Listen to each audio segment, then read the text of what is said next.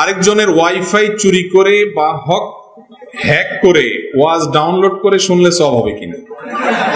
এই প্রশ্ন কি দুষ্টামি করে কেউ দিছে নাকি আল্লাহ জানে, নাকি সত্যি জানার জন্য দিছে? যাই হোক ভাই, আমি একটু আগেই বললাম, কোনো প্রশ্নই ছোট না।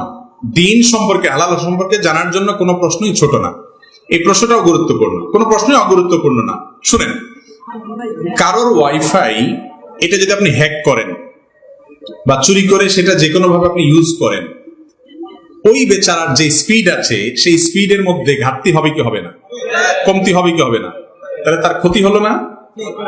জিনিসটা তার, এটার বিলটা সে দিচ্ছে, আপনি আলগা খাইতেছেন যে সেখানে, আপনি আলগা খাইতে যাইয়া তার স্পিড কমায়া তার ক্ষতি করতেছেন, চুরি করতেছেন। এটাও চুরি, এটাও না যায়, এটাও গুনাহ। এটা করতে পারেন না আপনি। আপনি হয় তার পারমিশন নিবেন। হ্যাঁ, কিছু কিছু ওয়াইফাই আছে ওপেন, এয়ারপোর্টের বিভিন্ন জায়গা, পাবলিক প্লেসের অনেক ওয়াইফাই আছে, বা অনেকে ব্যক্তিগত ওয়াইফাই ওপেন রাখছে যে কারো যদি লাগে তার অসুবিধা নেই, ভিন্ন কথা। কিন্তু সে একটা পাসওয়ার্ড দিছে, তার মানে সেটা সবাইকে দিতে চায় না। আপনি এটা হ্যাক করলেন, করে আপনি ব্যবহার করলেন, প্রশ্নে আপনি লিখলেন আবার যে ওয়াজ শুনছে। যদি বাদরামো করে প্রশ্ন দিয়েও থাকেন, তারপরও বলবো যে যদি এটা দিয়ে আপনি ওয়াজও শুনেন, তারপরও আপনার এই গুনাহ ঠিকই হবে। ওয়াজ শুনছে দেখে কাটাকাটি হবে না। একজনে গরু চুরি করে নিয়ে আসছে, আয়েশা কোরবানি দিয়ে দিছে, বলে যে চুরি করা গুনাহ আর কোরবানি করা সওয়াব, অতএব একটা কাটাকাটি গোশত খাওয়া পাও। তো এইরকম কোন মাসালা বাইর করলে মুগরের মায়ের একটাও নিচে পড়বে না, খবরদার। গার্লফ্রেন্ডের দেওয়া পাঞ্জাবি শার্ট, পারফিউম ইত্যাদি, আস্তাগফিরুল্লাহ, এই প্রশ্নগুলো শেষে কে ঢুকে দিলেন?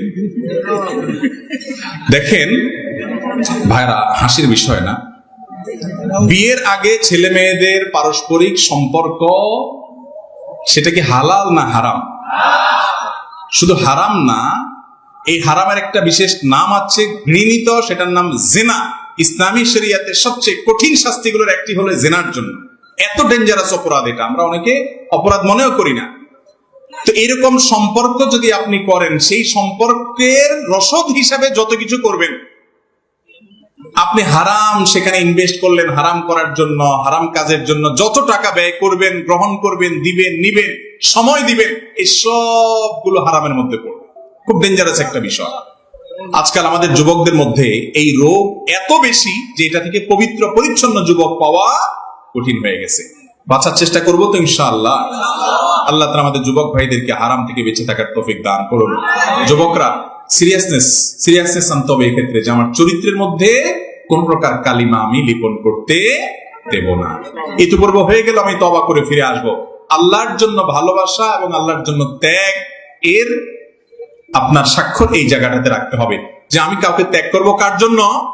আল্লাহর জন্য। অতএব হারামকে না বলবো তো ইনশাআল্লাহ। বৈধ ভালোবাসার সময় আসবে, বৈধ বউ ঘরে আসবে, তখন ভালোবাসা উজাড় করে দিবেন।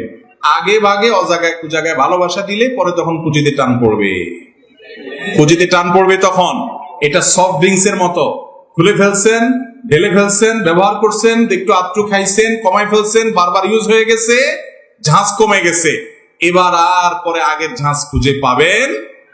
অতএব যদি নিজের সময় মতো বৈধ স্ত্রীর সাথে বৈধ ভালোবাসা থাকুক এটা চান, তাহলে এই আকাম কুকাম করা, ডাইনে বামে মুখ বাড়ানি, হারাম পথে যাওয়া ছেড়ে দেন, সোজা হয়ে যান। ঠিক বলার লোকের অভাব নাই, কিন্তু এই হারাম সম্পর্ক ছিন্ন করবেন যারা নিয়ত করছেন, হাত তোলেন। অর্ধেক উঠে অর্ধেক নামে, ভয়ে ভয়ে যে বাপ চাচাকে কোন দিক থেকে তাকায়। দরকার নাই হাত তোলা, মনে মনে নিয়ত করেন ইনশাআল্লাহ, ঠিক আছে না? এরপরে প্রশ্ন হলো, আমার একটি প্রশ্ন, যে মানুষকে যে শয়তান ধোঁকা দেয়,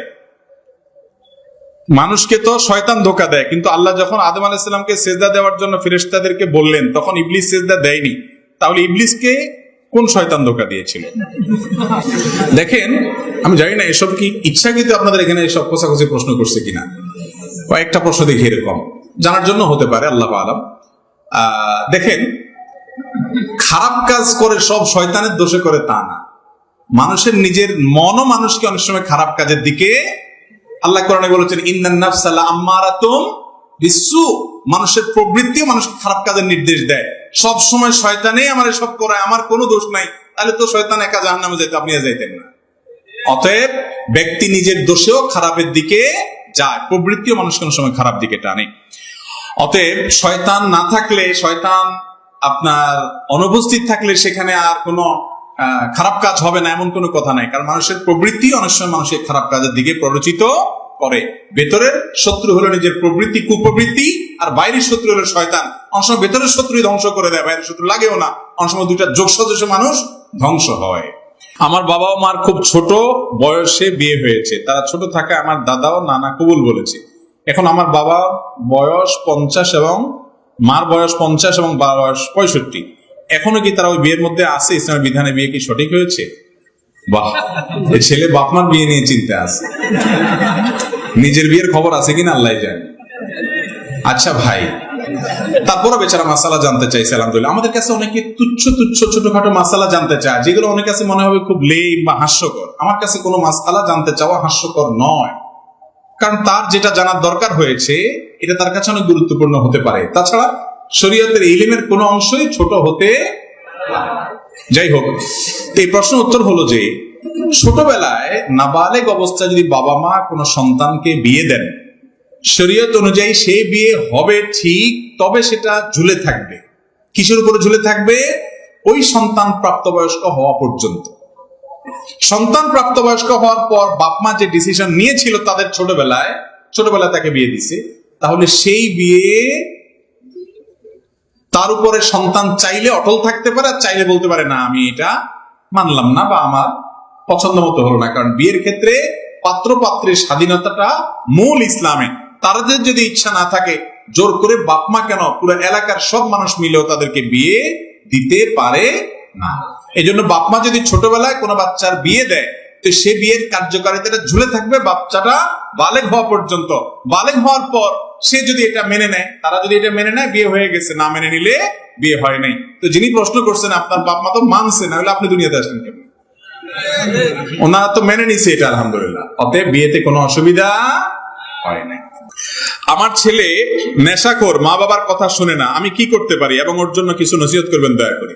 ছেলে নেশাখোর, সে বাবা মার কথা শুনে না, এখন এই টাইমে কি করবেন? আপনি একটা তাবিজ নিয়ে নিন কোন হুজুরের কাছ থেকে, তাইলেই একেবারে রাতারাতি পরিবর্তন হয়ে যাবে। কি বলেন? এই কথাটা দুঃখ করে বললাম যে অনেক বাবা মা আছে, ছেলে মেয়ে তাদের যখন পরিণত বয়স হয় তখন যা করা দরকার তা করে না, যখন সর্বনাশ হয়ে যায় এবারে এসে কান্দে, হুজুর পানি পড়া দেন। এখন কি আর পানি পড়ার কাজ? এখন তো মুগুর পড়া লাগবে। এখন হুজুরের কাছ থেকে কি পড়া নিতে হবে? মুগুর পড়া নিতে হবে। সময় মতো সাবধান হবেন। বাচ্চাদেরকে ছোটবেলা থেকে আল্লাহর সাথে পরিচয় করাবেন। কোন ছেলে মেয়ের সাথে উঠা বসা করে খেয়াল করবেন। আজে বাজে পোলাপানের সাথে চলে কিনা, তাহলে খারাপ হয়ে যাবে। এরপরে বাজে পথে চলে যাওয়ার পরে তাদেরকে সুপথে আনা বড় কঠিন। এই জন্য তাদেরকে দিনদার মানুষ হিসেবে গড়ে তোলার জন্য নিজেরাও ভালো হবেন, ভালো পরিবেশ দিবেন। আর যদি পরে এরকম বকে যায়, আপনার সব হারাই ফেলছেন তা না, আল্লাহ তাআলা সবকিছু করতে সক্ষম। আল্লাহর কাছে দোয়া করবেন, চোখের পানি ফেলে বাবা হিসাবে। বাবার দোয়া, মায়ের দোয়া সন্তানের জন্য কবুল হয়। আল্লাহ আমার ছেলেটাকে মানুষ করেন, হেদায়েত করেন। এছাড়া বাকি যা করণীয় আছে সেগুলো করবেন ইনশাআল্লাহ। আশা করা যায় আল্লাহ তাকে হেদায়েত দিবেন।